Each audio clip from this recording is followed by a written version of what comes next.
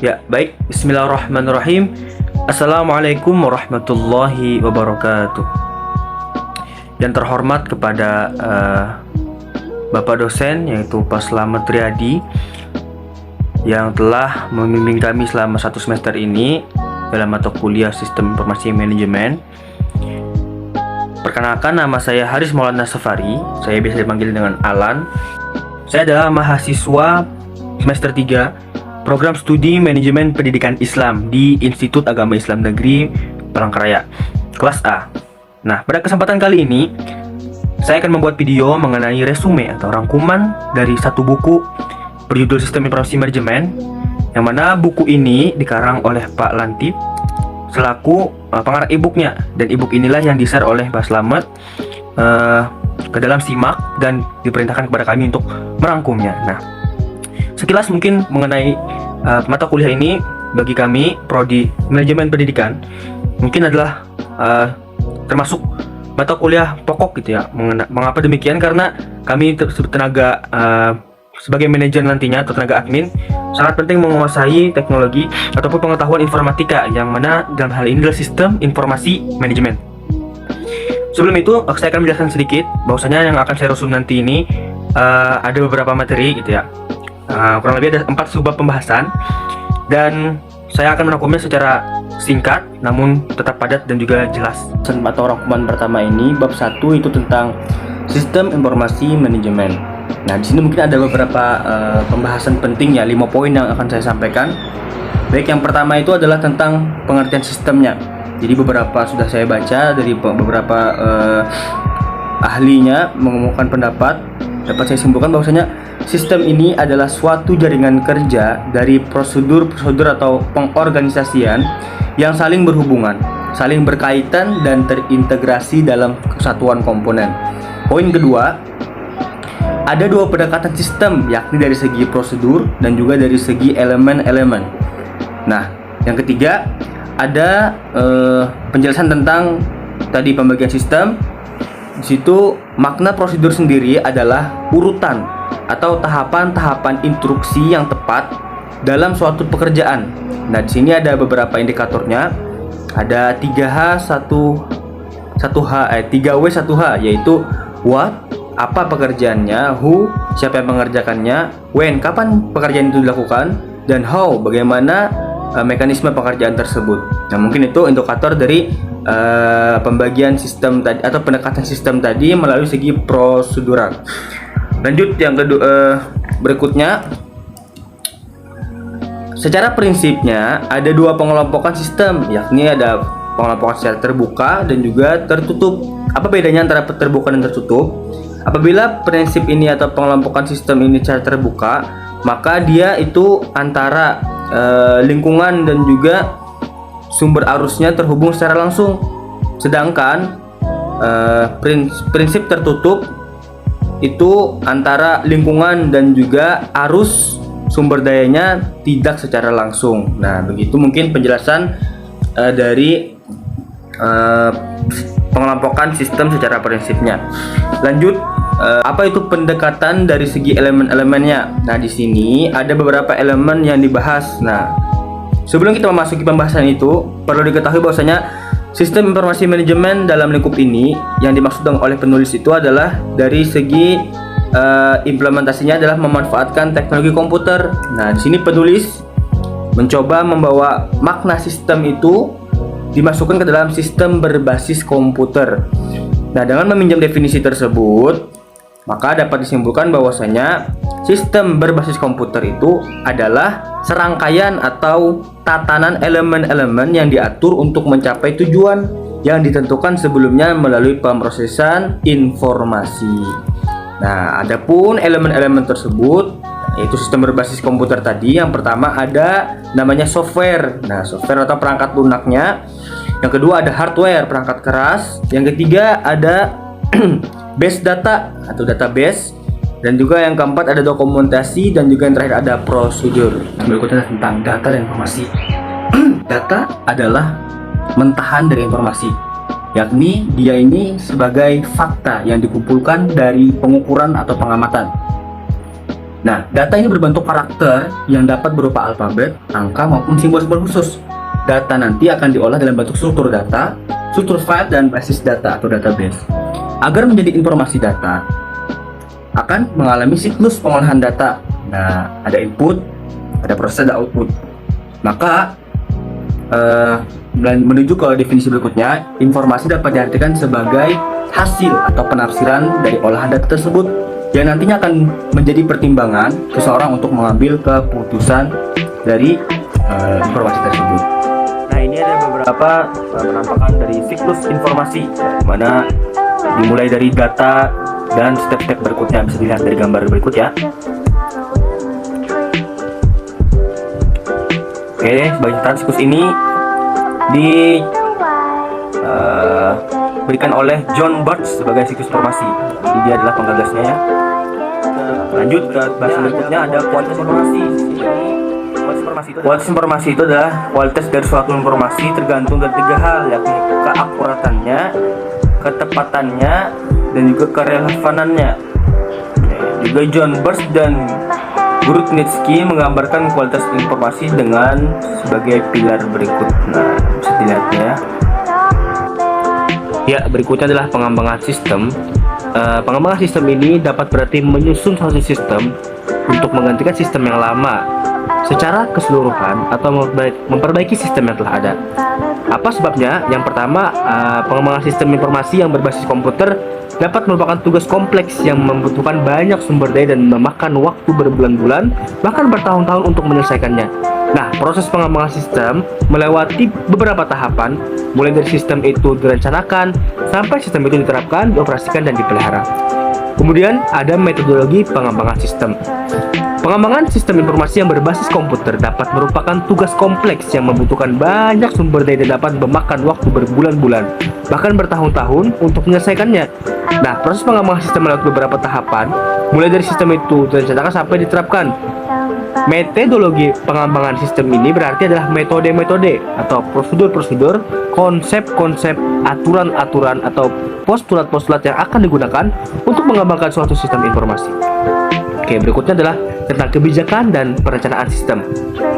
Sebelum suatu sistem diinformasikan dikembangkan, umumnya terlebih dahulu dimulai dengan adanya suatu kebijakan dan perencanaan untuk mengembangkan sistem itu. Tanpa adanya perencanaan sistem yang baik, pengembangan sistem oleh manajemen puncak atau top management, maka pengembangan sistem tidak akan mendapat dukungan dari manajemen puncak ini. Padahal dukungan dari manajemen puncak merupakan unsur yang sangat penting demi realisasinya kebijakan dan perencanaan sistem. Kebijakan sistem merupakan landasan dan dukungan dari manajemen puncak untuk membuat perencanaan sistem. Berikutnya ada analisis sistem. Nah, apa ini analisis sistem?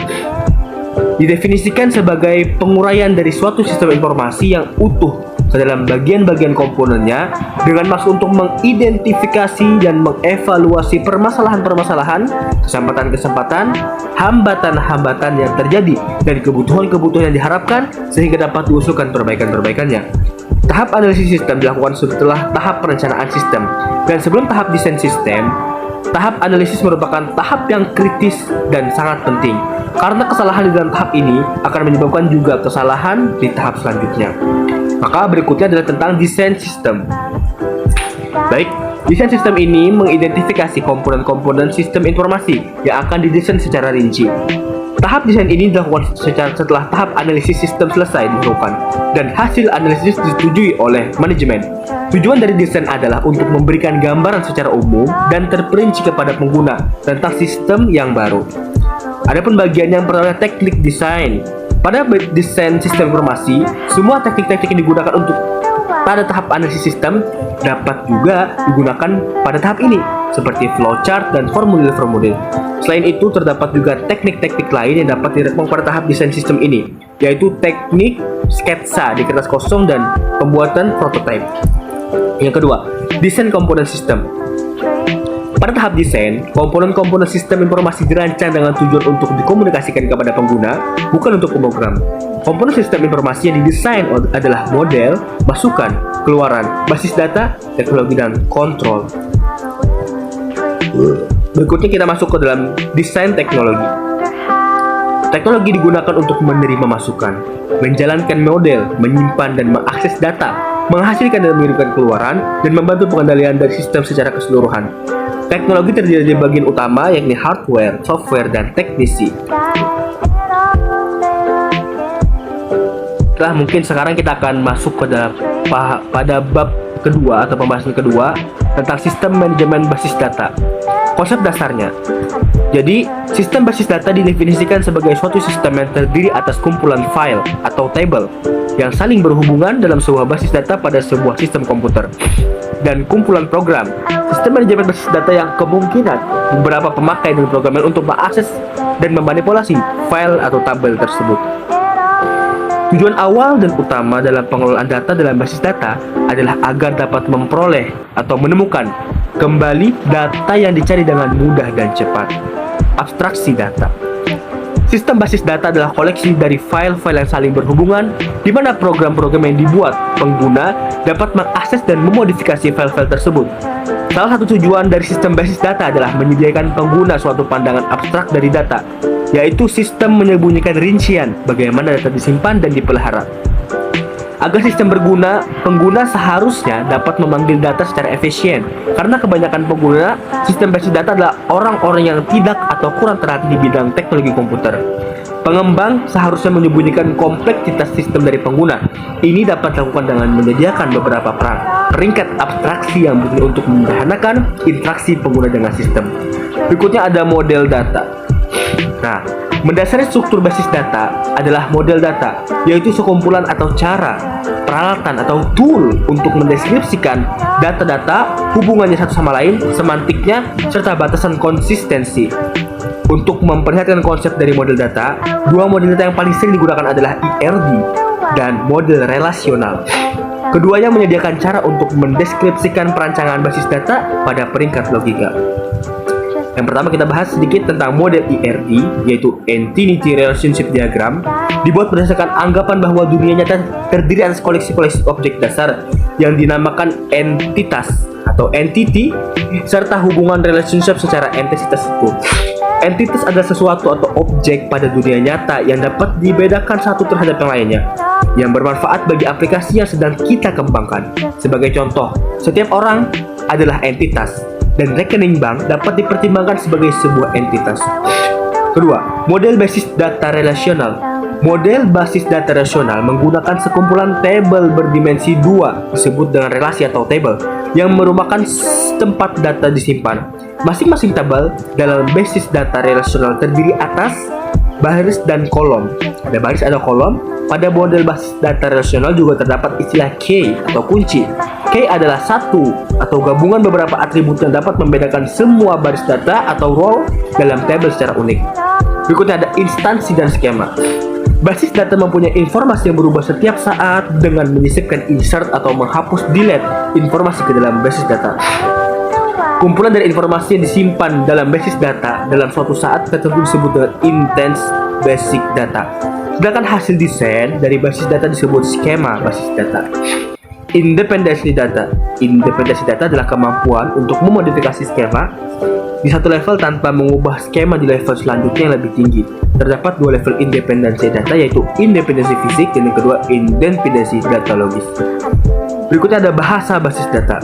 Nah, sistem basis data menyediakan bahasa untuk mengidentifikasi basis data dan memanipulasi bisnis data basis data untuk melakukan operasi-operasi tertentu pada basis data. Dalam prakteknya, kedua jenis bahasa basis data itu tidak benar-benar dapat dipisahkan secara tegas. Oke, berikutnya kita akan masuk tentang bahasa basis data. Sistem basis data menyediakan bahasa untuk mendefinisikan basis data dan memanipulasi basis data untuk melakukan operasi-operasi tertentu pada basis data. Dalam prakteknya, kedua jenis bahasa basis data itu tidak benar-benar dapat dipisahkan secara tegas juga. Administrator basis data. Salah satu alasan untuk menggunakan DBMS atau Database Management System adalah untuk mendapatkan kendali terpusat pada data maupun program yang mengakses data tersebut. Orang yang memiliki tanggung jawab penuh pada sistem basis data sering dinamakan dengan administrator basis data atau DBA. Keunggulan administrator data. Pendekatan basis data menawarkan keunggulan dibandingkan sistem perusahaan berkas tradisional. Keunggulan-keunggulan itu adalah pertama kemandirian program data, yang kedua ada mengurangi pengulangan data atau reduksi yang tidak perlu, yang ketiga memperbaiki konsistensi data, yang keempat memperbaiki kesempatan berbagi data atau data sharing, dan yang kelima ada menambah produktivitas pengembangan program aplikasi. Nah, salah satu keunggulan pendekatan basis data adalah pengurangan waktu dan biaya untuk mengembangkan aplikasi bisnis yang baru. Pembahasan yang keempat yaitu analisis dan desain sistem informasi akademik perguruan tinggi. Analisis kebutuhan sistem. Aplikasi sistem informasi harus bisa diakses multi-user dalam waktu yang bersamaan. Mengingat kegiatan akademik yang melibatkan banyak entitas seperti mahasiswa, staf, admin, dan lain sebagainya, maka aplikasi sistem informasi harus bisa diakses melalui berbagai tempat yang terhubung dengan internet. Aplikasi sistem informasi di masa yang akan datang mudah diintegrasikan dengan teknologi baru yang dirasa layak diterapkan seperti akses SMS, internet, GPRS, dan sebagainya. Kemudian ada spesifikasi sistem yang baru menggunakan MySQL atau PostgreSQL sebagai sistem database penyusun sistem informasi akademik. Penggunaan bahasa pemrograman berbasis web dan server yang online memungkinkan aplikasi bisa diakses dari berbagai penjuru dunia yang terhubung dengan jaringan internet. Disediakan manajemen server dan berbagai tool pendukung agar ke depan bisa diintegrasikan dengan teknologi baru. Desain sistemnya dimaksudkan untuk memudahkan pemahaman tentang struktur sistem informasi yang akan dibangun, mulai dari desain sistem komunikasi data, desain sistem dilihat dari sistem bisnis, desain data, dan desain proses serta aliran informasi. Desain masukan. Desain masukan dalam hal ini berupa form yang digunakan sebagai antarmuka pengguna untuk berinteraksi dengan sistem. Interaksi dimaksud berupa memberikan data sebagai masukan sistem untuk selanjutnya oleh sistem tersebut diproses menjadi keluaran, baik keluaran bagi proses lain ataupun keluaran bagi pengguna, yaitu informasi atau laporan. Ada aplikasi admin, halaman login admin, halaman utama admin, halaman administrasi data mahasiswa, halaman administrasi data staf, halaman administrasi data makulah, dan sebagainya. Desain keluaran. Jika desain masukan digunakan untuk memasukkan data yang diperlukan sistem, maka desain keluaran merupakan tampilan keluaran yang dihasilkan sistem. Keluaran yang dimaksud dapat berupa data sebagai masukan untuk proses lainnya, atau informasi atau laporan untuk entitas yang terlibat. Dalam hal ini administrator, bagian akademik, mahasiswa, dan dosen.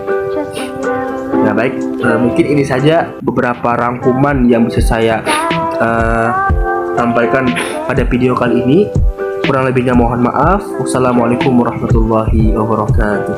Baik, kita menuju kepada pembahasan yang ketiga. Jadi kita akan mengambil secara intinya adalah pemodelan proses perangkat lunak. Pertama, model sequential linear.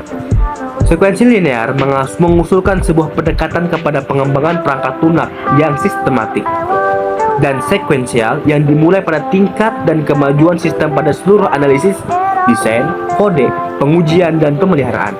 Dimodelkan setelah siklus rekayasa konvensional. Model sequential linear mencakupi aktivitas sebagai berikut. Yang pertama, rekayasa dan pemodelan sistem informasi. Yang kedua, analisis kebutuhan perangkat lunak. Yang ketiga, desain. Yang keempat, generasi kode. Yang kelima, pengujian. Yang keenam, pemeliharaan. Nah, model sequential linear adalah paradigma rekayasa perangkat lunak yang paling luas dipakai dan paling tua. Akan tetapi, kritik dan paradigma tersebut telah menyebabkan dukungan aktif untuk mempertanyakan kehandalannya. B. Model prototype.